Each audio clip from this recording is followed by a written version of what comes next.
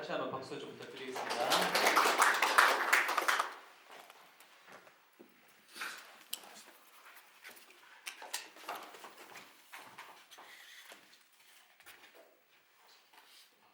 잠시 마케팅이 있을 때 있던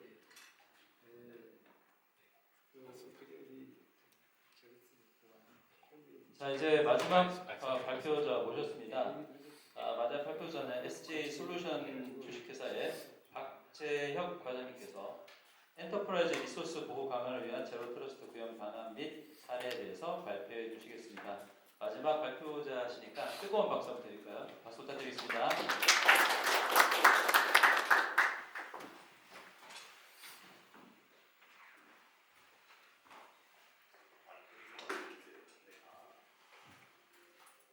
안녕하십니까. 방금 소개받은 SJ솔루션의 박재혁입니다.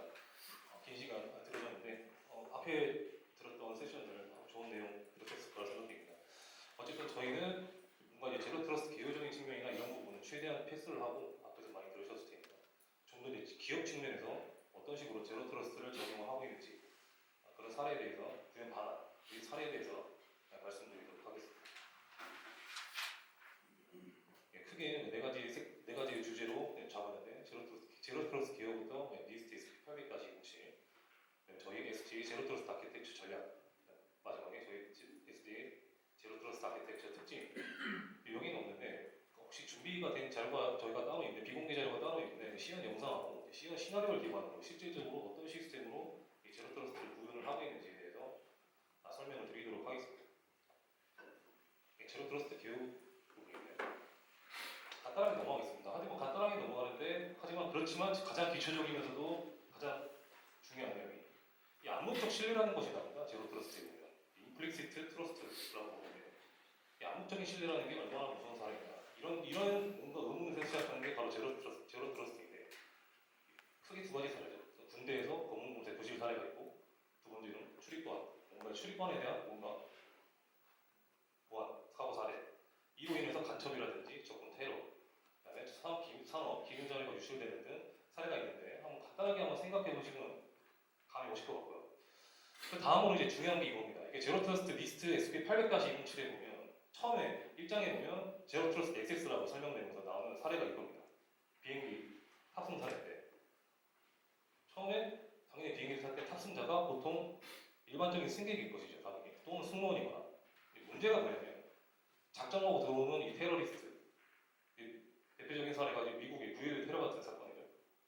작정하고 들어오는 이 테러리스트는 도대체 어떻게 막을 것인가? 물론 대부분의 테러리스트는 보안 심사에서 걸리겠죠. 폭탄이라든지 뭐 그런 걸 갖고 들어오면 대부분 걸리는데 문제가 뭐냐? 들어와서 어떤 식으로든 간에 이 비행기 이미 탑승한 순간부터는 답이 없다는 거예요. 특히나 비행기가 떠버린 상태, 이륙한 상태에서는 테러리스트가 어떤 행동을 하더라도 막을 방법이 없다는 거예요. 거기서부터 시작된 게 제로 트러스트라는 의문이고, 제로 트러스트에 대한 개념이고, 거기서부터 출발을 하게 됩니다. 거기에 보면 이제 출입국 심사가 통과된 비행기 탑승 구역이라는 부분이 나오는데, 이 부분을 제로 트러스트 액세스에서는 임플리시트 트러스트 존, 즉 암묵적 신뢰 구간이라고 설명을 하고 있습니다. 이 암묵적 신뢰 구간을 최소화하기 위해서 가고자 하는 방향이 이 제로 트러스트가 가고자 할 방향이라고 리스트에서 설명을 하고 있습니다. 좀 더 제로 트러스트의 현실적인 사례로 설명을 드린다고 하면 기존까지 했던 K 방역 사례가 있습니다. 보면 기존의 입국 방식은 당연히 여권이라든지 입국 심사를 통해서 당연히 국가로 진입해서도 어떤 행동을 하더라도 크게 제재를 받지 않습니다. 문제가 뭐냐면 코비드19 사태 잘 아시겠지만 이 사태가 터지고 나서 어떤 대부분의 나라들이 방역 정책을 펼치는데 우리나라 기준으로 보면 이 K 방역 같은 사례 입국 심사대로 하는데 중간에 PCR 확인서라든지 예방 접종 증명을 통해서 좀 더 보안을 강화합니다. 검열을 강화하죠. 다만 입국을 하더라도 언트러스트 관점으로 입국을 하더라도 이 안에서 QR 코드를 찍어서 동선을 확인한다든지 아니면 백신이 미접종했을 때 일부 시설을 이용을 불가하게 한다든지 그런 관점을 적용하는 게 가장 제로 트러스트에 부합하는 현실 사례라고 설명을 할 수가 있겠습니다. 출연 매개는 앞에서 많이 설명을 하셨을 테니까 넘어가도록 하겠습니다. 같은 얘기입니다. 역시 많이 설명이 됐을 것 같아서 경계 보안 가장 여러 가지 이슈가 있는데 가장 많이 나오는 게 이 페리미터 시큐리티 모델. 이 부분이 항상 문제가 됐다고 계속 제기가 됐었고 그 페리미터 시큐리티 모델은 암묵적인 신뢰 구역이라는 그 컨셉을 항상 갖고 있었기 때문에 최근에 APT 공격이라든지 랜섬웨어나 이런 곳에 무방비한 형태로 왔다가 뭔가 이걸 계산할 수 있는 방법이 뭘까 하다 보니 나온 게 제로 트러스트라는 컨셉이고 이게 크게 저희는 네 가지로 일단 보고 있습니다. 그래서 근본적인 신뢰 거부, 강력한 인증, 동적인 접근 제어, 지속적인 검증 또는 평가 이런 관점으로 제로 트러스트를 바라보고 있습니다. 크게 이제 제로 트러스트 앞에서도 많이 계속 들으셨겠지만 뭐 여러 가지 용어가 많이 나옵니다.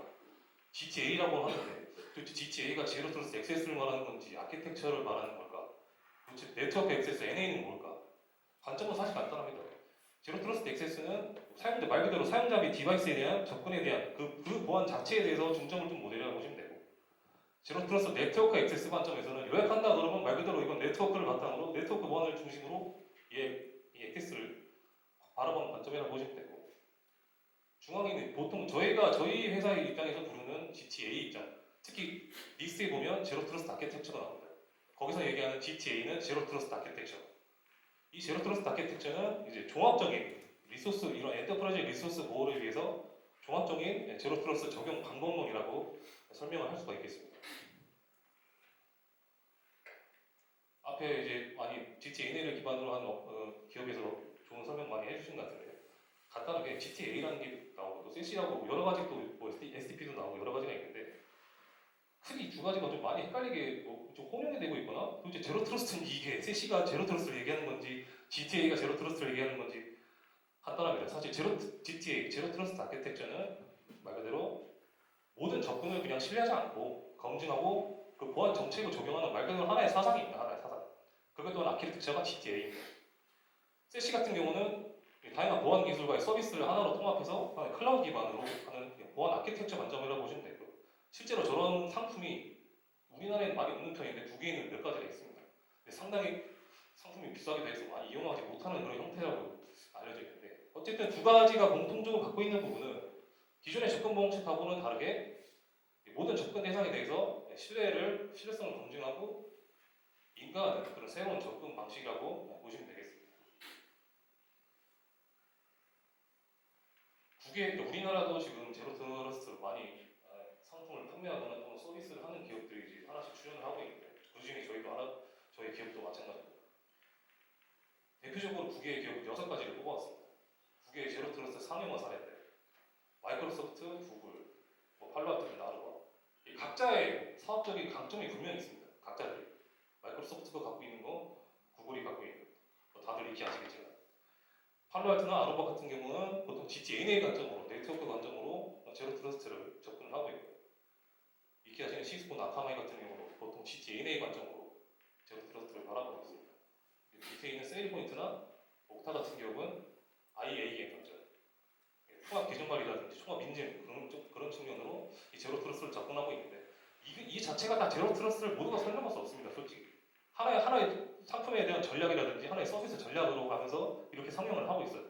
그렇지만 이 자체도 제로 트러스트를 모두 달성할 수 있는 하나의 완전체냐 그건 절대 아닙니다. 니스트 SP800-2077인데 간단하게만 설명드리겠는데 어쨌든 이 문서 자체가 가장 제로 트러스트에 부합하는 문서고 사실상 드펙트이기 때문에 설명 안 하고 넘어갈 수가 없어서 간단하게만 설명하겠습니다. 아까 비행기 탑승 사례랑 같은 사례인데 이거를 좀 더 정보보호 관점으로 돌린 겁니다. 제로 트러스트 액세스 처음에 니스트 문서에 보면 1장에 나옵니다. 제로 트러스트 액세스라고 해서 주체, 사용자 디바이스 중간에 정책 결정 이행 포인트 PEP, PDP PEP, PDP가 비행기 탑승하는 형태를 보면 출입국 심사라고 보시면 됩니다. 그 다음에 보호해야 될 모든 자산, 즉 객체 그것을 제로 트러스트에서는 엔터프라이즈 리소스라고 표현을 하고 있습니다. 그래서 주체가 객체까지 접근하는 이 비신뢰 구역이 있고 또 암묵적인 신뢰 구역이 있는데 역시 다시 한번 말씀드리자면 저 암묵적인 신뢰 구역을 최소화하기 위한 이 암묵적인 신뢰를 최소화하기 위해서 가야 되는 방향이 제로 트러스트라고 설명을 하고 있습니다. 제로 트러스트 아키텍처인데 이 부분도 많이 설명이 됐을 것 같아서 간단합니다. 서브젝트라는 것이 있고 서브젝트는 당연히 주체고 이 주체가 이용하는 그 시스템 저희는 디바이스 관점으로 중간에 있는 플러스 엔포스먼트 포인트, PEP. PEP가 있고 정책을 결정하고 정책을 결정할 수 있는 포인트, 플러스 디시전 포인트, 플러스 엔진과 플러스 어드미니스트레이터로 구분이 되어 있고요. 이 정책이 결정된 걸 바탕으로 PEP, 정책 이행 포인트에서 정책을 이행한 대로 서브젝트가 엔터프라이즈 리소스. 저희는 엔터프라이즈 리소스 측면을 시스템 관점으로 일단 보고 있습니다. 저희 회사 강점이 또 시스템 보안 쪽으로 좀 있기 때문에 그런 측면으로 이런 제로스를 설명드리고 뒤에 이제 엔터프라이즈 리소스 강화 측면에서 보호 강화 차원에서 다시 한번 설명을 드리도록 하겠습니다. 그리고 엔터프라이즈 리소스는 이게 여러 가지로 표현이 될 수 있는데 당연한 겁니다. 보호해야 될 모든 자산을 의미하는데 리스트에서는 이를 세 가지를 분류합니다. 처음에 시스템, 데이터, 애플리케이션, all of things입니다. 모든 자산을 지키기 위해서 해야 되는 하나의 아키텍처라고 보시면 되고요. 좌측에 있는 부분과 우측에 있는 화살표 부분은 이 아키텍처를 구성하는 여러 가지 핵심 요소로 보시면 되겠습니다. 이 제로 트러스트 디플로이먼트 모델이라고 나오는데 리스트의 문서에 보면 이 배치 모델 자체를 따라서 반드시 제로 트러스트를 구현해야 된다는 의미는 절대 아닙니다. 네 가지가 나옵니다. 크게 디바이스 에이전트 게이트웨이 모델, 그다음에 인클레이브드 베이스 모델. 소규모 집단이라고 하는데 이 소규모 집단이라는 게 다른 게 아니라 이런 리소스의 집단입니다. 엔터프라이즈 리소스의 집단. 그 앞에 서 있는 게이트웨이 방식이고, 그다음에 리소스 포탈 모델입니다. 하지만 리소스 포탈 모델 말 그대로 에이전트 없는 방식의 이런 리소스 포탈 모델은 리스트에서도 써 있지만 사실 소프트웨어 에이전트 방식이 아니기 때문에 분명히 한계점이 있다. 제로 트러스트 적용하기. 그렇다고 해서 못하는 건 아니지만 그런 식으로 설명을 하고 있습니다. 그다음에 디바이스 애플리케이션 샌드박스 모델. 약간 컨테이너랑 좀 비슷한 느낌이긴 한데 좀 다르죠. 하나의 호스트 위에 샌드박스 형태로 트러스티드 앱을 구성하고 그것은 각자의 PEP랑 통신할 수 있도록 이런 형태로 구성하고 있습니다. 크게 네 가지로 이런 형태로 디스트에서는 배치 모델을 설명을 하고 있습니다. 제로 트러스트 유스 케이스라는 게 나오는데 유스 케이스도 사실 대단한 게 아닙니다. 사실 이미 지금 우리 환경에서 많이 쓰고 있는 모델이죠. 대부분의 업무 환경, 특히 재택, 특히 요즘 같은 경우는 재택이라든지 협업사라든지 아니면 카페에서 접근한다든지 아니면 당연히 본사, 지사 이런 형태에서도 제로 트러스트를 적용하는 데는 큰 문제가 없다. 이런 형태로 이해를 하시면 되겠습니다. 그래서 어쨌든 이 리스트에서는 크게 5가지로 이 유스 케이스를 분류를 하고 있습니다. 이 본사와 복수의 지사로 구성된 게 당연히 이제 본사, 지사 같은 형태죠. 대부분의 기업은 이런 형태로 되어 있고 멀티 클라우드 및 C2C 클라우드 이용 기업. 당연히 요새는 클라우드, 프라이빗 클라우드, 퍼블릭 클라우드를 다들 사용하고 있죠. 외부 서비스 계약도 어쨌든 외부 인원이 접근이 필요한 기업, 외부 인원, 외주 인력이라든지 협력 그런 형태를 말하고 있습니다. 기업 간의 협업 형태, 기업 간의 협업, 이 기업과 A라는 기업과 B 기업이 협업하는 형태라고 보시면 되고, 그 공개 서비스 제공 기업이라고 하는데 이 공개 서비스 제공 기업이라는 게 뭐 거창한 게 아니라 하나의 뭐 예를 들면 호스팅, 웹 호스팅 같은데 하나의 홈페이지 같이 찍어놓고 하나의 서비스를 불리는 겁니다. 그래서 이걸 공개 서비스 제공 기업이라고 부르는데 어쨌든 간에 이런 형태에서도 제로 트러스트를 구현하는 데는 문제가 없다. 그런 식으로 바라보시면 되겠습니다. 이 부분이 신뢰 알고리즘이라는 부분이 나오는데 트러스트 알고리즘이라는 부분이 나오는데 이것도 뭐 사실 뭐 대단한 뭐 알고리즘을 얘기한다 그런 관점이 아니라 하나의 이론적인 사상을 얘기한다.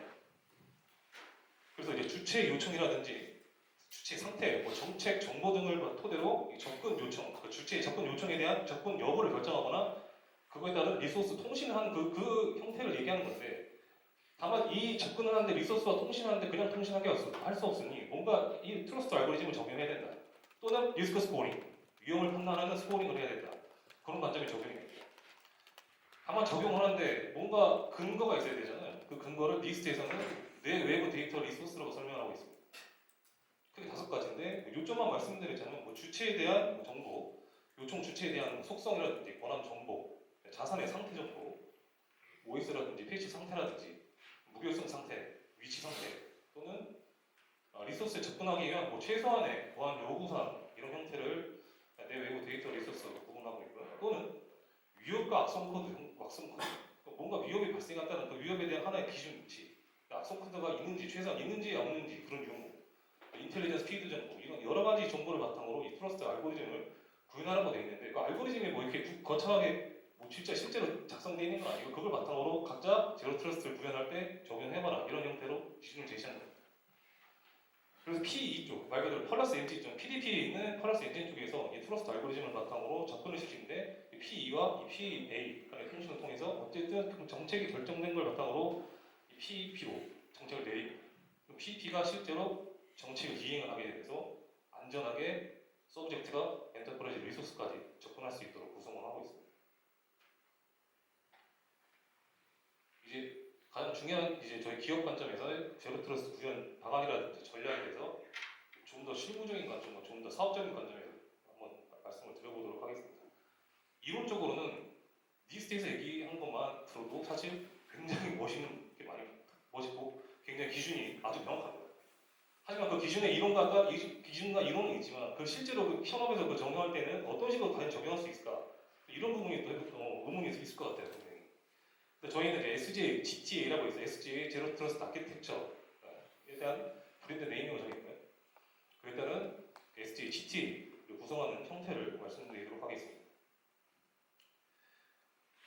같습니다. 니스트에 있는 SGA 800-207을 준용해서 같은 형태로 구성을 하고 있습니다. 다만 먼저 말씀드리는 것은 저희는 GTA의 관점이 아니라 말 그대로 아키텍처 기반 GTA 관점으로 실질적으로 서브젝트, PDP, 엔터프라이즈 리소스, 주변에 있는 화살표 그 모든 것을 반영한 하나의 형태라고 보시면 되겠습니다. 특히 사용자 같은 경우는 엔터프라이즈 리소스에 접근하는 사용자인데 사용자는 당연히 뭐 강력한 인지 뭐 일반적인 MF의 관점이 반드시 적용이 돼야 되는 부분이고요. 또 이 사용자가 이용하는 디바이스가 있습니다. 특히 뭐 PC겠죠. 일반적으로 기업에서 봤을 때 사용자가 이용하는 이 PC 또는 디바이스는 모든 디바이스는 지속적인 이 디바이스 검증이 들어가야 된다는 겁니다. 평가, 리스크 스코어링. 이 디바이스에 뭔가 악성 코드가 설치되어 있는지, 뭔가 위협이 있는지, 패치가 덜 되어 있는가, 더 되어 있는가, 잘 되어 있는가. 최소한 그런 형태를 일단 구성하고요. 접근을 하는데 문제가 뭐냐면 단순히 검증하고 인증한다 그런 관점이 아니라 동적으로 뭔가 판단을 해봐야 된다는 거예요. 정책적으로. 정책 엔진 또는 정책 시스템에서 이런 주요 정책 포인트를 통해 동적으로 사용자의 디바이스에 대한 정책을 적용합니다. 단순하게 그냥 한 번 통과시켰다고 해서 끝나는 게 아니라 이 사용자가 뭔가 위치가 갑자기 바뀌었거나 오늘 갑자기 서울에서 붙었다가 30분 뒤에 갑자기 부산으로 갑니다. 뭔가 이상하죠. 최소한 그런 형태라도 적용하는 게 정책 엔진적이라고 보시면 되겠습니다. 엔터프라이즈 리소스는 이제 기관이 보여야 될 당연한 자산이라고 보는데 대부분 아마 앞에 이런 팔러시 쪽에서 설명이 대부분 끝나는 것으로 제가 알고 있습니다. 대부분의 GT-NA를 특히 말씀하신 쪽에서는 거의 저쪽에서 설명이 끝나는 걸로 설명을 많이 하시는데 저희 같은 경우는 시스템 보안이라든지 엔드포인트 보안 또 기타 차세대 보안 같은 그런 강점을 엔터프라이즈 리소스 쪽에 정책 강점 포인트로 주고 이번 강의 주제였던 엔터프라이즈 리소스 보호 강화 차원에서 전략을 제시를 하고 있습니다. 특히 말씀드렸지만 엔터프라이즈 리소스는 시스템 데이터 애플리케이션은 구분되는데 저희는 시스템 관점 특히 시스템은 OS 관점입니다. 호스트, 윈도우 리눅스 관점 윈도우 유닉스 같은 그런 호스트 OS 관점에서 별도로 적용하고 있는데 그건 뒤에서 설명드리도록 하겠습니다. 니스트 아키텍처의 래핑은 이제 저희 하나의 사업 모델인데 좌측에 있는 서브젝트가 이용하는 시스템은 UEM이라고 구성하고 있습니다. 유니파이드 엔드포인트 매니지먼트 UEM. 이 UEM은 사용자 업무용 PC의 통합보안 관리 측면에서 적용하고 있다. 크게 네 가지로 적용하고 있습니다. 안티머리언, 패치 관리, 보안 수준 평가, 애플리케이션 및 디바이스 통제 관점으로 엔드포인트 쪽에서 적용하고 있습니다. 그리고 팔러스 엔포스먼트 포인트 이 부분이 하나의 정책 집행 포인트, 정책 이행 포인트로 불리고 있는데 이 PEP는 저희 팸 게이트라고 부르고 있습니다. 팸 게이트라는 게 아직 잘 안 알려지지만 프리빌리지드 액세스 매니지먼트 게이트웨이, 특권 접근 관리 게이트웨이라고 보시면 되겠고요. 상단에 있는 PDP는 저희 ICAM 관점으로 적용하고 있습니다. 이 ICAM이라는 게 아이덴티티 크리덴셜 액세스 매니지먼트라고 보시면 되겠습니다. PDP를 통과해서 들어옵니다. 니스트에서는 트러스티드로 일단 보고 있지만 분명히 아까도 뭐 레이터럴 무브먼트라든지 그런 관점이 제시가 됐던 것 같은데 엔터프라이즈 리소스 서버 내에서 레이터럴 무브먼트가 발생하거나 APT 공격이 발생하거나 서버 안에 내부 안에 이동 공격이 발생할 수가 있습니다. 분명히 그런 부분이 발생할 수가 있어요. 그런 차원에서 전 ERS라고 별도로 전략을 제시하고 있습니다. 그래서 엔터프라이즈 리소스 시스템 내부 보호 강화를 위해서 별도의 보안 기능을 적용하고 있어요. 그거를 팸인데 앞에 있는 팸하고 다르게 서버 에이전트 기반의 팸입니다. 뒤에서 다시 더 자세하게 설명드리겠습니다. WPP라는 게 관점도 있고 PNF이라는 관점을 적용하고 있습니다. 이것은 이제 아까 배치 모델을 저희 GT에서는 어떤 식으로 이제 표현을 하는지 나오는 장표입니다. 크게 서브젝트와 클라이언트 쪽은 이제 에이전트 기반, 에이전트 게이트웨이 베이스 형태를 보시면 되고요. 중앙에 게이트웨이, 팸 게이트웨이입니다. PP를 팸 게이트웨이로 구성하고 상단에 아이캠, PDP 쪽을 정책 결정 포인트를 아이캠으로 지정합니다. 그리고 엔터프라이즈 리소스도 단순히 엔터프라이즈 리소스로 접근해서 끝나는 게 아니라 제로 트러스트가 그거지 않습니까? 근본적인 신뢰도고. 그렇기 때문에 엔터프라이즈 리소스 내부에서도 에이전트 방식을 바탕으로 시스템 내부 보호 강화를 위한 별도의 조치를 이런 형태로 구성을 하고 있고요. 상단에 있는 이제 펄러스 인포메이션 포인트라는 게 있는데 저 부분은 아까 아키텍처상에 좌우에 써있던 그 살피오 내용인데 그 부분을 펄러스 인포메이션 포인트라고 저는 따로 강점 포인트로 적용을 하고 있습니다. 거기서 스트레이트 인텔리전스, CPD 비주얼라이제이션, 신관점으로 적용을 따로 하고 있습니다. 이 부분은 이제 말씀드린 건데 읽어보시면 좋을 것 같고요. 어쨌든 SDA 제로 트러스트 아키텍처 플랫폼에 대한 테너 SP 800-2070 테너시 나옵니다. 원칙 7가지 아마 다들 아시겠죠? 이 제로 트러스트 원칙이 나오는데 어쨌든 이 7가지 원칙에 부합해서 저희만의 사업 강점을 녹여서 SDA GTA 대응 방안을 구성을 하였습니다. 이 부분도 이제 계속 읽어보시면 좋을 것 같고요. 이것을 하나의 플로우로 그리고 플로우 좀 더 이게 점점 이제 이해하기 쉬운 형태로 계속 그리고 서브젝트 클라이언트 쪽은 UEM으로 구성해서 엔드포인트 보안 관리, 통합 보안 관리가 딱 들어갑니다. 들어가서 PDP 쪽, 팸 게이트웨이에서 동적인 접근제어가 들어갑니다. PDP, 정책 결정 포인트, 정책을 결정해서 실제 PDP를 내리고 단순하게 근데 정책을 결정하고 이런 부분도 있지만 뭔가 정책적으로 지원하는 측면에서 위협 인텔리전스라든지 보안 시각화라든지 이런 신관점을 적용하고 있습니다. 그래서 안전하게 리소스 접근하고 리소스 연결까지 가서 엔터프라이즈 리소스까지 들어오더라도 이 안에서도 일단은 시스템 관점에서 저희는 절대 관점을 가져가고 있습니다. 상세하게 얘기하는 건데 UEM은 패치 관리, 아까 말씀드렸던 패치 관리라는 측면, 안티머리어 그걸 어쨌든 이런 여러 가지 리스크가 있을 텐데 이런 걸 바탕으로 보안 수준 평가를 시행합니다. 보안 수준 평가라는 아까 말씀드렸던 트러스트 알고리즘 그런 형태로 일단 들어가서 보안 수준 평가가 진행이 되고 단순히 안티머리어 같은 경우도 이거 뭐 시그니처 패턴으로 그냥 끝나는 게 아니라 요즘 같은 경우는 또 위협 인텔리전스를 연계해서 인텔리전스 정보를 공유한다는 데에서 좀 더 강화된 안티머리어 측면을 적용하고 있습니다. 특히나 이제 중앙에 이제 통합 관리를 할 수 있는 이제 UEM 통합 관리 측면에서도 중앙에서 엔드포인트 디바이스에 대한 중앙 통합 관리를 적용을 하고 있습니다. 이 PDP인데 정책을 결정하는 포인트가 도대체 어떤 형태로 적용을 할 것인가 굉장히 이론적인 얘기잖아요. PDP가 PA가 저희는 이런 식으로 일단 정의를 했습니다. 처음에 시작하는 도입과 6항식에 근거해서 일단 PDP를 생각을 해보는 거예요. 정책을 결정할 때 뭘로 결정하냐 도대체 누가 언제 어디서 무엇을 어떻게 해 그럼 도대체 누가 이 엔터프라이즈 리소스에 접근하는 사용자 디바이스죠.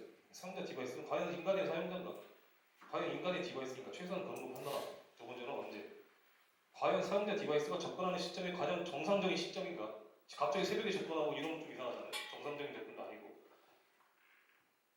어디서 과연 인간의 위치인가 최소 디바이스 관점에서 보면 IP라든지 맥 정도 뭐 GPS라든지 이런 위치 정도가 있겠죠. 무엇을 보여야 되는가 당연히 엔터프라이즈 리소스를 보호하기 위한 그런 방안입니다. 어떻게 할 것인가 도대체 적절한 정책으로 평가를 하고 통제를 하는가 그런 관점 도대체 이걸 왜 하는 건가 제로 트러스트 관점 근본적 신뢰 거부를 위한 하나의 방안을 제시를 하고 있고 어쨌든 한 줄로 딱 요약을 한다 그러면 완전하게 인증되고 컴플리티드하게 인증되고 인간의 사용자의 디바이스에 대해서만 엔터프라이즈 리소스에 접근할 수 있도록 합니다. 기본적인 그 다음에 사용자의 디바이스의 보안 상태를 먼저 평가합니다. 그 평가된 지표를 바탕으로 그걸 리스크 스코링이라고 부르는데 그걸 바탕으로 사용자 디바이스를 인증하거나 접근 관리를 하는 부분이 이 PDP라고 보시면 되겠습니다. 이거 좀 더 플로우 도식으로 표현한다 그러면 당연히 일단 인간의 사용자와 인간의 디바이스만이 엔터프라이즈 리소스로 접근하는 게 당연한 것입니다. 당연하지만 그냥 적용하면 안 되겠죠. 당연히 제로 트러스트 관점에서는 근본적인 신뢰 요구 차원에서 당연히 MF이라는 관점도 들어가고 중앙에 PDP가 정확하게 연동되어 있고 사용자의 보안 수준 평가라든지 사용자의 접근 인가를 법적으로 접근 제어를 적용해야 됩니다. 그래서 이 PDP 쪽, 핀게이트 쪽과 이 PDP 쪽을 연계해서 안전하게 사용자 디바이스가 ER 쪽, 엔터프라이즈 리소스 쪽으로 접근할 수 있도록 해주는 중요한 정책 결정 포인트라고 보시면 되겠습니다. 중앙에 있는 아이템이 있다 그러면 뒷단에 있는 시스템, 데이터, 애플리케이션 같은 경우는 유기적으로 연동할 수 있는 하나의 또 플랫폼 구조로 가져갈 수 있어요. 그래서 이 PDP랑 PEP를 반드시 통과해야지만 저희 쪽은 이 시스템 쪽인데 이 시스템에 인가된 시스템에 대해서 접근할 수 있도록 그렇게 구현을 하고 있습니다. 이 부분 이제 시연을 통해서 한번 보시면 정확하게 확인이 되실 것 같아요. PEP 같은 내용인데 어쨌든 PEP 같은 경우는 이 사용자의 디바이스 보안 상태라든지 상태를 바탕으로 접근 제어하는 거, 동적인 접근 제어죠. 예를 들어 70점 이상만 들어오게 만들어놨다. 근데 70점 밑에다 절대 못 들어오게 하는 거죠. 근데 갑자기 사용자가 서울에서 붙었는데 인증은 다 끝났어요. 근데 갑자기 30분 뒤에 갑자기 부산이라고 하면 이상하네요. 근데 이거 MFA를 또 적용해서 다시 인증하게 하는 거예요. 그런 관점, 강력한 인증, 동적인 접근 제어. 그런 관점에서 적용하고 또 당연히 아이킹과 유기적으로 연동돼서 OTP라든지 파이더 인증 같은 지문 인증을 적용하고 있습니다. ERS 부분인데 아마 앞선 그 기업에서 설명하셨던 분들은 이 부분들이 아마 설명이 안 돼 있을 것 같습니다. 엔터프라이즈 리소스 서버, 그러니까 어쨌든 간에 PEP와 PDP를 통과해서 들어오는 경우라도 엔터프라이즈 리소스, 온프레미스, 클라우드에 들어와 있는 이 서버 시스템 자체에 대해서 보호를 저희는 제시를 하고 있습니다. 저희도 사업적인 관점이긴 한데 CQOS를 저기다 적용을 해서 파일 접근 통제라든지 로그인 접근 통제, 명령어 사용 통제, 미흡 명령을 당연히 쓰이게 하면 안 됩니다. 프로세스 통제 측면에서 적용을 하고 있습니다. 예, 같은 내용이 하지만 이제 그 부분입니다. 어쨌든 간에 왼쪽에도 그러니까 온프레미스에서 클라우드로 넘어올 때 이 부분을 이제 노스 사우스라고 합니다. 이 구간 간에 넘어가는 노스 사우스 형태는 뭐 좋다 이겁니다. PDP, PEP, 기존에 있는 방화벽 써도 되고 IP 써도 되는데 중요한 건 이 안에 엔터프라이즈 리소스 내부에 들어왔을 때는 방법이 없다는 거예요. 방법이 있을 수도 있지만 사실 굉장히 어렵죠. 이 내부 안에 이 레이터럴 무브먼트를 통제하기는 상당히 어렵습니다. 판단하기도 쉽지 않고 그런 관점에서 강력하게 파일 접근 통제라든지 로그인 접근 통제, 프로세스 통제를 적용을 해봅니다. 이거 특히나 이거 WPP라는 건 CWPP라고 좀 많이 알려져 있는데 저희는 이제 온프레미스와 클라우드 관점에서 모두 적용하는 측면을 적용하고 있습니다. 그래서 특히 클라우드 같은 경우는 이제 VM 형태로 대응되어 있죠. 당연히 VM이죠. VM 형태이기 때문에. 근데 문제는 뭐냐? 이 클라우드 내부에 있는 VM 시스템 내부 안의 이동 공격에 대해서는 대응하기가 정말 어렵습니다. 그런 측면에서 제시됐던 게 가스나에서 CWPP 관점을 제시했고 그 CWPP에 보면 이제 호스트 IPS라는 서버 기반입니다. 서버 시스템 호스트 기반의 호스트 IPS, 호스트 방화벽, 호스트 안티머리, 무결성 검사라든지 애플리케이션 통제, 뭔가 위험한 애플리케이션이 실행되면 안 되는 그런 형태 또 제시를 하고 있습니다. 아까 말씀드렸던 이스트 웨스트 간의 공격을 차단하기 위한 엔터프라이즈 리소스 보호 강화 차원의 설명입니다. 이런 형태의 VM 간에 뛰어다니는 공격. 내 VM은 상관없습니다. 다른 VM에서 저쪽 VM으로 제 VM으로 넘어왔을 때 어떻게 나올 것인가. 이런 관점을 적용한 것입니다. 이거 이제 CNAM이라고 부르는 부분인데 클라우드 네이티브 애플리케이션 프로텍션 플랫폼이라고 이게 이제 CNAM이라고 많이 아직은 좀 덜 알려져 있는 개념이긴 하지만 보통 CNAM이 컨테이너 보안을 의미합니다.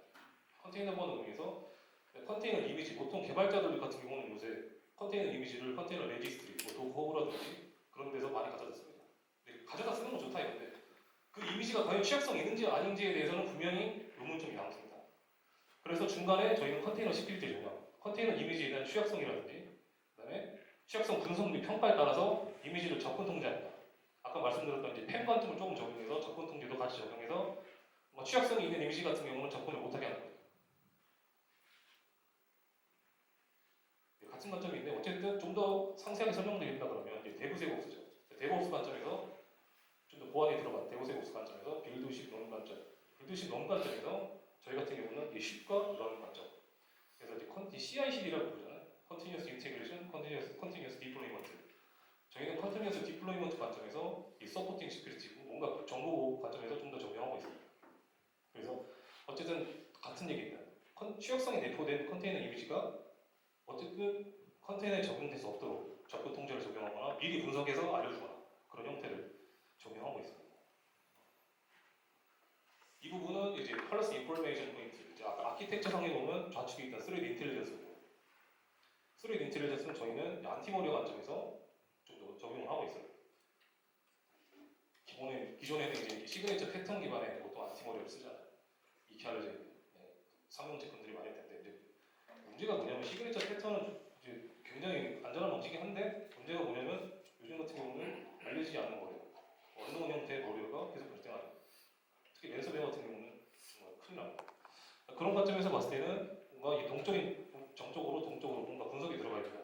그걸 저희 위협 인텔리전스라고 부르고 이 분석된 이 데이터를 바탕으로 이 안티머리어 관점으로 적용합니다. 추가로. 그렇게 해서 좀 더 제로 트러스트 정책 측면에서 정책 지원 측면에서 보다 강화된 전략을 제시를 하고 있고요. 이 시인 기반의 저희는 APT 탐지 및 대응 관점을 적용을 하고 있습니다. 그래서 엔터프라이즈 리소스에 있던 그 시스템이라든지 시스템, 유닉스 보통 리눅스인데 여기서 발생하는 시큐리티 로그라든지 디바이스 PC 쪽에서 발생하는 보안 정보 로그들을 바탕으로 빅데이터 기반의 머신러닝을 돌립니다. 거기에 따라서 그 로직은 굉장히 복잡하지만 뭔가 위협이 될 수 있는 하나의 베이스라인, 기준치를 잡습니다. 이 기준치에 따라서 뭔가 정책적으로 뭔가 문제가 있다, 아니다라는 것을 판단할 수 있는, 관리자가 판단할 수 있는 근거를 제시하는 시스템이라고 보시면 되겠습니다. 마지막으로 보안 시각화 부분인데 이 시각화 부분도 역시 제로 트러스트 정책 지원 측면에서 적용을 하고 있습니다. 온프레미스든지 클라우드든지 재택이든 어떤 형태로든 간에 발생하는 보안 로그를 끌어옵니다. 그리고 사용자와 디바이스, 각종 시스템에서 발생하는 로그를 총 수집해서 하나의 시큐리티 비주얼라이제이션을 제시합니다. 크게 이제 6가지로 분류를 해서 저희가 설명을 하고 있는데 뭔가 보안 경보 알람이죠. 뭔가 어떤 특정 서버에서 뭔가 비상 상황이 발생했어요. 보안 위험이 발생했어요. 저런 식으로 잘 안 보이시지만 일단 느낌표 형태로 딱 띄웁니다. 그래서 뭔가 저 서버에 문제가 있다. 바로 조치할 수 있도록 알람을 띄우는 형태를 제시하고 있습니다. 이벤트 대시보드, 당연히 통합관리 측면에서 편의성 측면에서 적용하고 있고 사용자 행위질. 이 서버에 들어왔는데 이 서버가 아까 같이 서버 내부에서 뭔가 그 안에 있는 로그를 친다든지 키보드 로그 그런 형태를 바탕으로 실제로 어떤 위협이 이 형태로 발생했는가 판단할 수 있는 TTI 모델 그런 형태도 확인할 수 있고요. 보안 위협 가시화, 그다음에 사용자 행위, 사용자가 어떤 식으로 이 서버에 접근을 했는가, 어떤 식으로 어떤 형태로 돌아왔길래 문제가 발생했을까, 그거에 대한 가시화도 제시를 하고 있습니다. 이 부분은 계속 말씀드렸던 부분을 좀 더 세련되게 사업적인 관점에서 구성한 부분인데 좌측에 서브젝트 클라이언트 쪽에 UI, 중앙에 PDP, PEP를 구성하고 있는 아이캠과 햄 게이트웨이, 그 다음에 엔터프라이즈 리소스 강화 차원에서 적용하는 이 시스템 측면입니다. 햄, WPP, CNAM이 적용됩니다. 그리고 방금까지 말씀드렸던 PIP 쪽 정책 정보 포인트로 보안 시각화, 그 다음에 보안 위협 인텔리전스, CM의 기반의 APT 탐지 및 대응 관점을 적용하고 있습니다. 이 시나리오 부분은 이따 뒤에 시연에서 한번 다시 자세하게 설명드리겠습니다. 저희만의 특징인데 일단은 사업적인 관점에서 봤을 때는 일단 저희가 4년짜리 국책 제로 트러스트 연구 과제 사업을 수행을 하고 있고요. 일단 현재 어디라고 이제 말씀드리긴 좀 그런데 국내 대형 게임사와 지속적으로 이제 제로 트러스트 사업을 진행하고 있습니다. 그리고 계속 말씀드렸던 부분이 이제 대부분의 기업들은 PDP와 PEP 관점에서 대부분 설명을 할 겁니다. 하지만 저희 같은 경우는 GTA 관점에서 좀 더 상위 개념에서 UEM과 PIP, 특히 엔터프라이즈 리소스 측면 그쪽에서 강점 포인트를 두고 보다 확실한 제로 트러스트 방법론을 제시를 하고 있습니다. ERS에 대한 부분인데 보호해야 될 당연히 엔터프라이즈 리소스 시스템 내부적인 그 시스템에 대한 세부적인 보호 조치가 필요하다라는 부분이고 핵심 전략은 다음과 같습니다. 당연히 리스트 아키텍처 기반으로 구성을 하고 있습니다. 800-207과 1800-3인데 어쨌든 준용해서 가장 적합한 제로 트러스트 모델을 만들고 있습니다. 그래서 가장 국내 환경에 적합한 표준 지향형으로 가려고 지속적으로 사업을 진행하고 있습니다. 혹시 비공개 자료 혹시 진행해야 될 것 같은데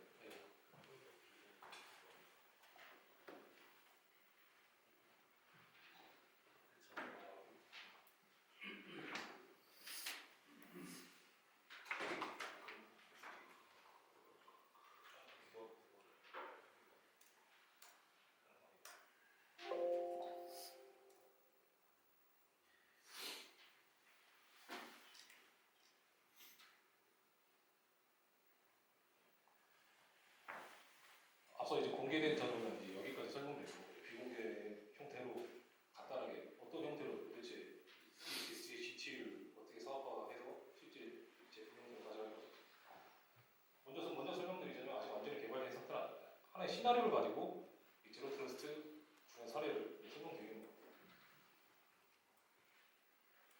이 시나리오는 다 물어봤습니다. 이게 굉장히 복잡해 보이지만 뭐 간단한 제로 트러스트 관점이랑 아까 말씀드렸던 내용 기반 좌측에 UEM 쪽, 서브젝트와 클라이언트 쪽에 UEM 쪽, 유니파이드 엔드포인트 매니지먼트 관점에서 적용된 부분이 있고 중앙에 제로 트러스트 포탈이라는 모델을 저희가 적용을 해야 하는데 이 부분은 왜 적용되어 있냐면 본사라든지 지사라든지 어쨌든 재택이든 클라우드든 간에 뭔가 접근할 수 있는 하나의 인터페이스가 필요한 관점입니다.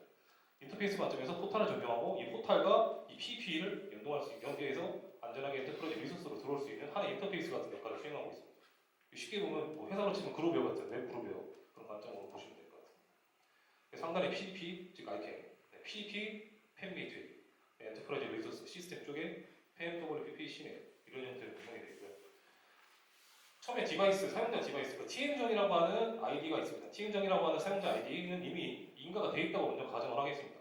전부 다 설명하면 너무 길기 때문에 일단 TM정이라고 하는 사용자는 인가가 되었다라고 가정을 하고 사용자 TM정의 디바이스를 신규 등록을 합니다. 이 PC라고 생각한다 그러면 이 PC를 막 쓰면 안 되기 때문에 PDP 관점에서 ICAM에서 디바이스 등록을 우선 하는 관점. 그래서 이번에 디바이스 신규 등록.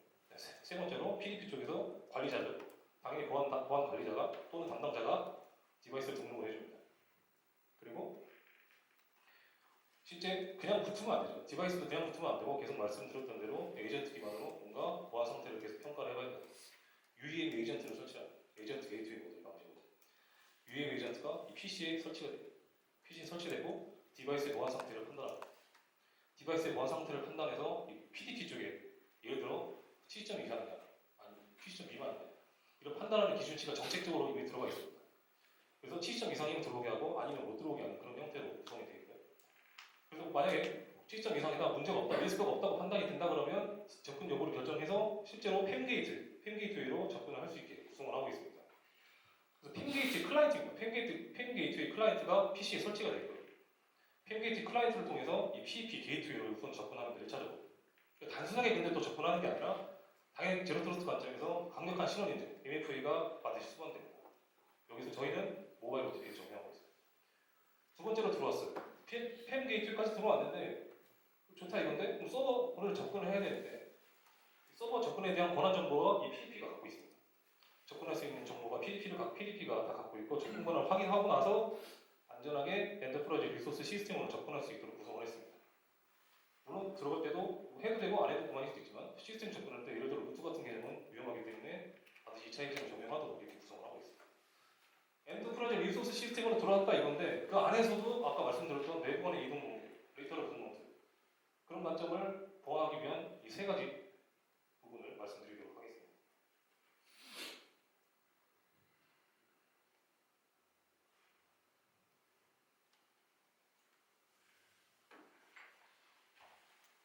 알겠습니다.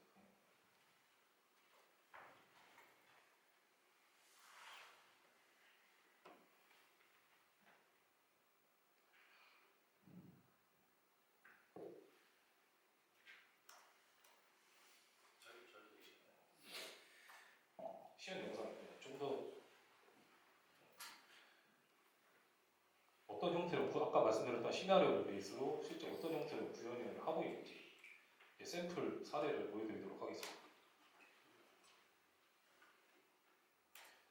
우선 TM정이라고 아까 하고 있는 사용자가 우선 포탈을 접근하는 이 TM정이라는 사용자는 본사일 수도 있고 지사일 수도 있고 재택일 수도 있어요. 어쨌든 간에 인터페이스 포탈을 통해 들어가는데 디바이스가 실제 등록이 안 된 상태입니다. 그래서 신규 디바이스 등록을 먼저 하는 거죠. 등록을 합니다. 그래서 ICAM에서 등록을 해야 되는 그런 형태고요.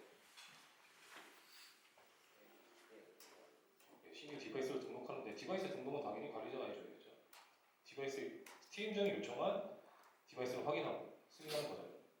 ICAM에서 승인 목록에 들어갑니다. TM정이 신청한 디바이스 목록이 나옵니다. 아까 한 개밖에 없으니까 당연히 한 개가 나오겠죠. 이용 신청을 하면 승인을 합니다. 보안당국자가 디바이스는 써도 된다. 안전하다. 일단 완전하든 말든 일단 등록을 해줘야 됩니다. 등록을 해줍니다. 보통 제로 트러스트 관점이 안 들어가면 여기서 끝납니다. 등록하면 그냥 들어가요. 그다음부터 그냥 언트러스트든 트러스트든 그냥 등록됐으니까 들어오게 하는 게 보통 일반적인 관점이에요. 여기서 끝나지 않습니다. UEM 쪽, 즉 클라이언트 쪽에서도 이제 체크를 해봐야 된다는 거예요. 보안 상태 정보를. 뭔가 에이전트가 설치가 됐으면 뭐 그냥 들어가겠지만 에이전트가 설치가 안 됐으면 이런 형태로 설치를 유도를 하고 있습니다. 설치 유도하고 일단 에이전트가 설치가 됐다고 하고 이건 이제 UEM 쪽의 통합 관리적인 측면인데 이건 지금 샘플 체크리스트지만 다를 공개할 수는 없고요.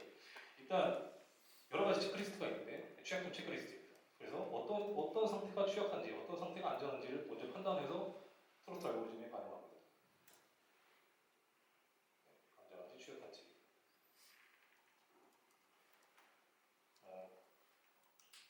두 번째로는 예를 들어 단순하게 백신이 설치가 되는지 안 되는지 자체로 리스크를 보고 있어요. 당연히 설치가 안 됐으면 당연히 위험하고 그리고 패치 관점 보안 패치 상태로 지금 완전한 최신 상태냐 아니냐도 판단합니다. 만약에 안 돼 있다 그러면 강제로 패치를 진행하는 그런 형태로 지금 하고 있습니다.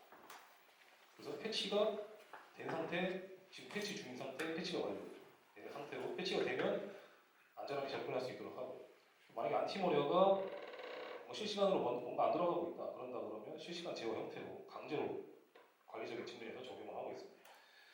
자 그렇다 그러면 이제 아이캠 쪽을 좀 얘기를 할 텐데 아이캠 쪽에서 그럼 정책을 도대체 어떻게 결정하고 어떤 형태로 관리를 하는가 이건 대시보드고 자꾸 정책을 보면 뭐 예를 들어 인증 정책 같은 경우도 이게 지금 딱 스태틱하게 정해진 건 아닙니다. 일단은 샘플 형태로 보여드리는 설명을 편하기 위해서 일단 지정을 하고 뭐 간단하게 ID 패스워드 형태로 도배할 것이냐 2차 인증 형태로 ID 패스워드 플러스 MOTP를 쓸 것이냐 그런 관점입니다.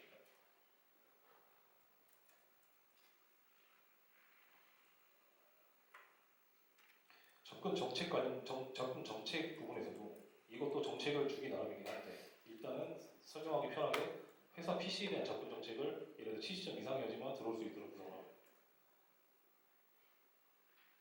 접속 인가 같은 IP 같은 경우도 당연히 IP도 체크를 해봐야 되겠네요. 아까 위치도 중요하다고 그랬잖아요. 일단 19268 당연히 내부망에 한해서만 접근할 수 있도록 하겠다. 이런 인가 정보를 줍니다.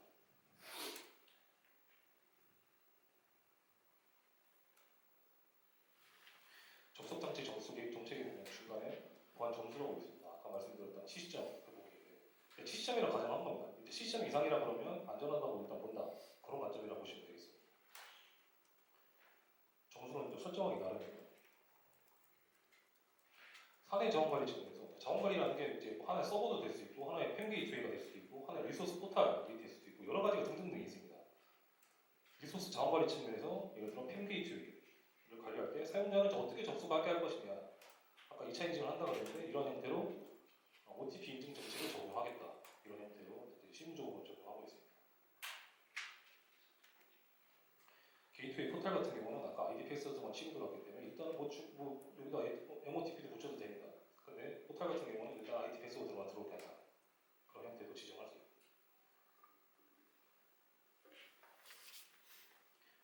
자 그러면 이제 리스크 스코링도 끝났고 인간의 디바이스에서 실제 PEP 쪽으로 접근합니다. 서브젝트가 PEP, 팸게이트웨이로 접근합니다.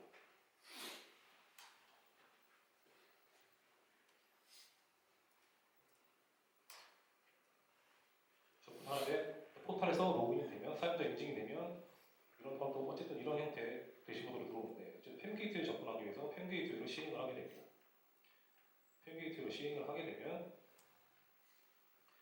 이런 형태로 팸 게이트 클라이언트가 있습니다. 팸 게이트 클라이언트가 있어서 PC 쪽에서 ID 패스워드 입력을 하시면 우선 팸 게이트로 접근할 수 있는데 단순히 ID 패스워드만 치는 게 아니라 아까 말씀드렸던 대로 OTP를 추가로 적용합니다. 2차 인증을 적용해서 안전하게 접근할 수 있도록 OTP P1을 치면 팸 게이트로 접근하고 이제 PDP로 들어왔어요. 팸 게이트로 접근하고 이 팸 게이트가 PDP, 그러니까 PDP 쪽에 지정되어 있는 서버 인가 목록이 있습니다. 당연히. 그 인가 목록에 따라서 이 TM정이라고 하는 사용자가 접근할 수 있는 서버의 리스트를 보여줍니다. 그래서 첫 번째, 예를 들어 예시로 첫 번째 서버에 접속을 하게 됩니다. SSH로 포트로 접속을 합니다. 다만 위험한 상황을 가정하기 위해서 루트로 접근하는 형태를 먼저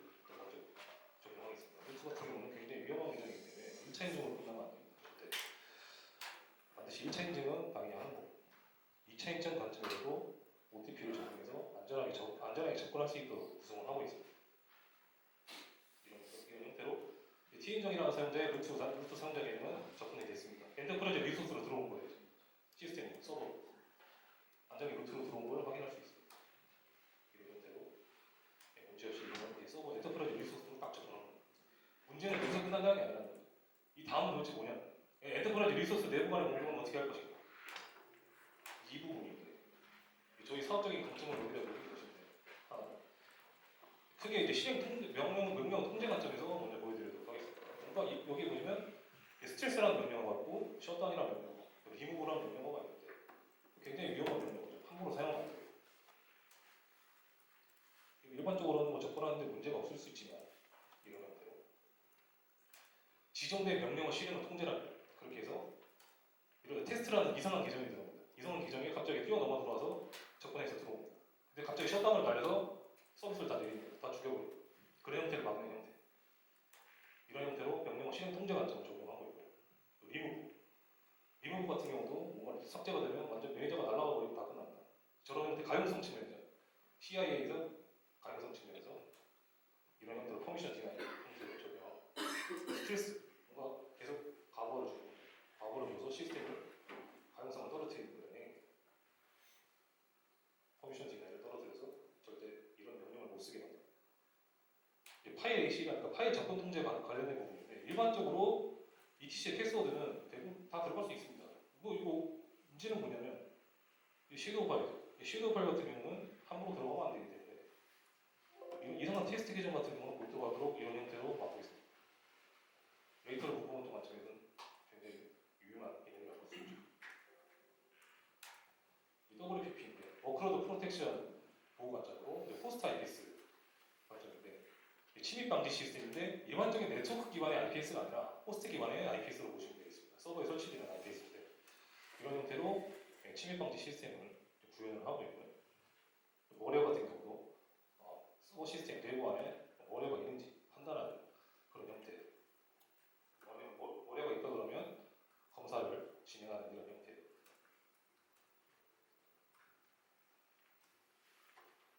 뭔가 그 VM 형태겠죠.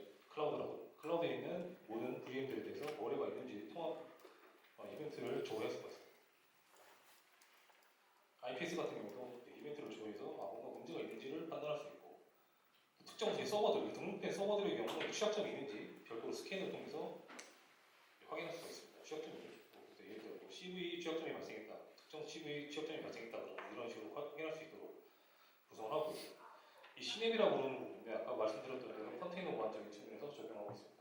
컨테이너 이미지를 그냥 가져다 쓰면 안 되고 취약점이 분석해 되는지 이 이미지가 과연 보증된 이미지인지 이런 형태를 파악하는 거예요. 좌측부터 워레어가 있는지 취약점이 있는지 이런 형태로 일단 대시보드로 구성하고 있습니다. 현재 개발 중입니다. 만약에 이미지가 보증된 상태인지 보증이 안 된 상태인지를 판단하는 그런 이걸 이제 이미지 시큐리티라고 저희가 부르고 있는데 이런 형태로 대시보드를 구성하고 있습니다.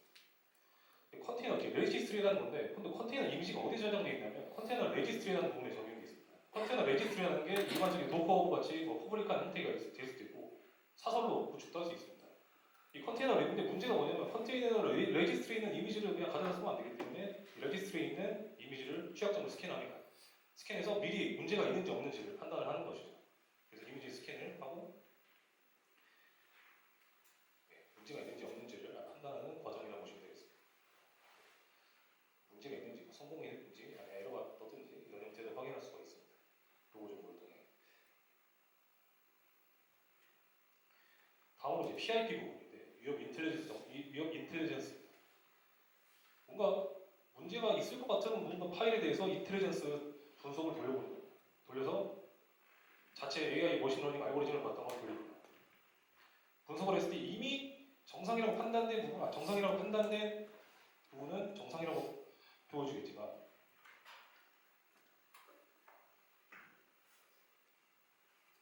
정상이라고 보여주지만 문제가 뭐냐면 문제가 있을 수 있는 뭔가 문제의 소지가 있는 워레어들을 탐지를 해보는 분석을 돌리고 그래서 이게 분석이 있는지 돌리고 그래서 정적인 동적인 그런 형태를 분석을 하는데 분석하고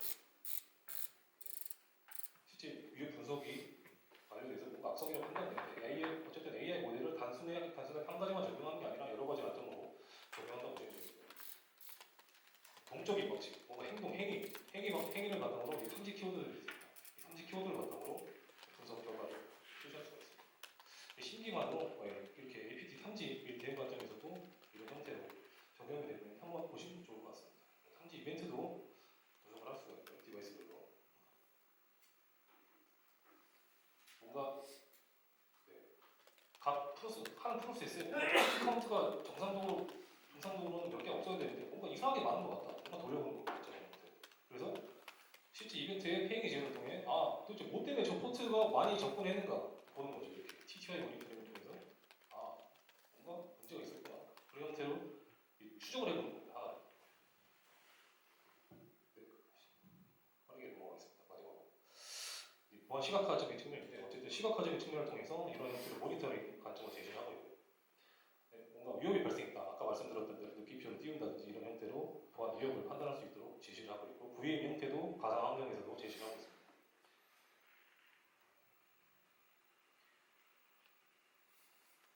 접속 경로 같은 경우도 어떤 식으로 도대체 접속을 어떤 경로를 통해서 하는지 이런 형태로 CD, SFT 시각 형태로도 제시를 해서 실제 시작점부터 끝점까지 확인해 볼 수 있는 형태를 볼 수가 있습니다. 예, 여기까지 저희 SG 제로 트러스트 아키텍처 구현 전략 및 방안에 대해서 설명드렸고요. 혹시 질문 있으시면 질문. 먼저 박수 좀 부탁드리겠습니다. 정말 너무 재밌었죠. 네. 질문 좀 부탁드리겠습니다.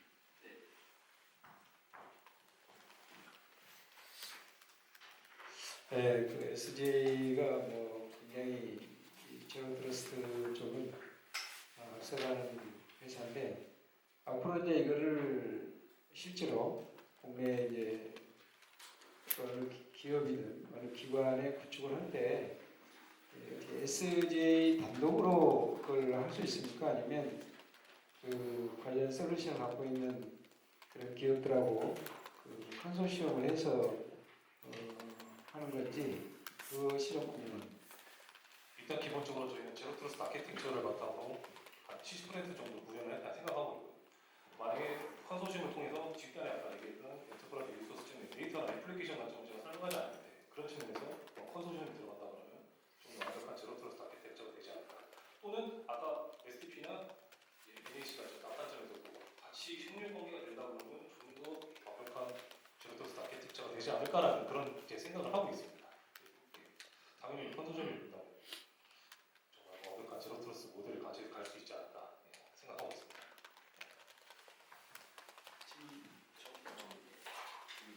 에이전트를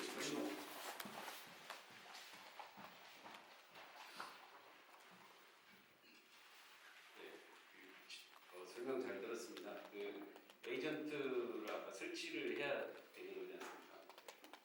그러면은 등록에 대한 숫자 제한은 있는 건가요? 등록 제한은 따로 없고 정책에 따라서 그걸 적용하고 있습니다. 거기서 상황에 맞게 사이트에 맞게 적용하고 있습니다. 그러면 등록이 아까 관리자가 이렇게 하게끔 돼 있는데 그 에이전트가 깔리면 자동으로 등록되는 거지 아니면 그 에이전트가 깔리고 난 이후에도 관리자가 다시 설치를 해야 되는 건지 기본적으로 그게 이제 그 구현 프로세스상의 차이가 같은데 우선 먼저 디바이스가 먼저 등록되고 UAM이 설치되는 형태로 저희 일단 먼저 구성을 하고 있고요. 그 부분은 이제 실무적으로 아마 뭐 아직 정확히 정해진 부분은 아닌데 상황에 따라 아마 바뀔 것 같습니다. 일단은 등록을 먼저 하고 에이전트를 설치해서 리스크를 스코어를 판단하는 그런 형태를 적용하고 있습니다. 리스트를 먼저 다 등록하고 에이전트를 또 깔아야 되는 그런 정책은 미리 아이캠에 정의해놔서 예를 들어 뭐 특정한 뭐 사용자 같은 경우는 이런 정책에 따라서 들어오게 한다. 이런 정책은 미리 아이캠에서 정의해놓습니다. 망이 이제 각각 다를 때뭐 중간에 망 연계를 있다든지 이럴 때도 이렇게 적용이 가능한 건가요? 당연히 망분리 환경이라든지 망연계, 망간 자료 전송 같은 그런 환경도 문제가 없습니다. 그런 환경이라고 해서 제로 트러스트가 적용되지 않는다는 건 절대 아니에요.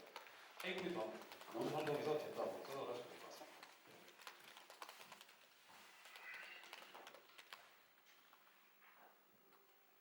그러니까 하여튼 추가적으로 하면 기존 그 레거시 시스템을 변화를 같이 유지하면서 이걸 그런 거죠. 맞습니다. 그게 이제 리스트에도 나오는 부분이 있는데 첫 번째 나오는 방법은 그리피드 방법입니다. 다 걷어내고 레거시 다 걷어내고 제로 트러스트로 가자. 라고 하는 게 첫 번째 방법인데 거기서 마지막에 써있는 게 그거는 현실적으로 쉽지 않은 거다. 그렇게 해서 말씀하신 게 방금 말씀하신 대로 레거시 환경은 그대로 유지하고 VPN 쓰는 건 좋다 이겁니다. 파이어월 당연히 있어야 돼요. 그게 없으면 또 어떻게 보면 더 위험할 수도 있어요. 경계보안대로 가고 레거시대로 가고 추가로 제로 트러스트 모델을 적용하면 좀 더 나은 보안 환경을 구축할 수 있지 않을까라는 관점을 갖고 있을 때 하나만 좀 더 드리면 최근에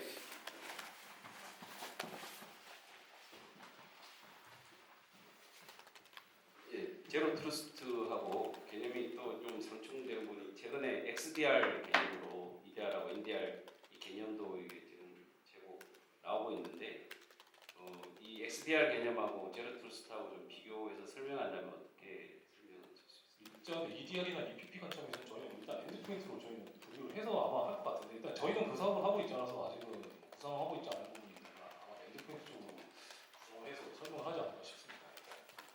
아직 근데 저희는 거기까지는 아직은 안 하고 있는 상태예요. 아마 적용이 된다 그러면 컨소시엄 형태로 해서 적용이 될 수 있지 않을까라는 그런 생각을 하고 있습니다. 네, 우리 초대해주신 예, 박재호. 네, 먼저 큰 박수 부탁드리겠습니다. 마지막에 너무 ZTA 아키텍처하고 가장 유사하게 해주셨고 또 기업에서 오신 분들에게 제가 가급적이면 데모를 좀 해주셨으면 좋겠다 이렇게 부탁을 드렸는데 영상까지 쭉 준비해 주셔가지고 다시 한번 큰 박수 좀 부탁드리겠습니다. 오늘 아침부터 5시 42분입니다. 장시간 경청해 주셔서 너무 감사를 드리고요. 다음 기회에 또 뵙겠습니다. 감사합니다.